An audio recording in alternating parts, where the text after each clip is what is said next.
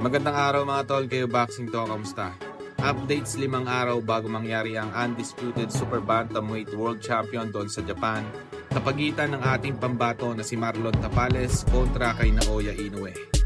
Makikita natin lahat na nagkaroon ng random at unannounced doping test doon sa Japan dito kay Marlon Tapales. Ginagawa ang ganitong random doping test para masiguradong malinis ang bawat kupunan bago mangyari ang laban. Noong nakaraan nga ay nag-post tayo sa ating Facebook page at pinakita natin ang litrato ni Marlon Tapales na kinukuhanan ng dugo at urine test. Samantala sa kabilang banda naman mga tol ay nag-post din si Naoya Inoue sa Twitter account na ito na may caption unannounced doping test. Sa litratong ang ito ay makikita natin na kinukuhanan ng blood sample ang Japanese monster upang masigurado na malinis at walang kemikal ang katawan nito.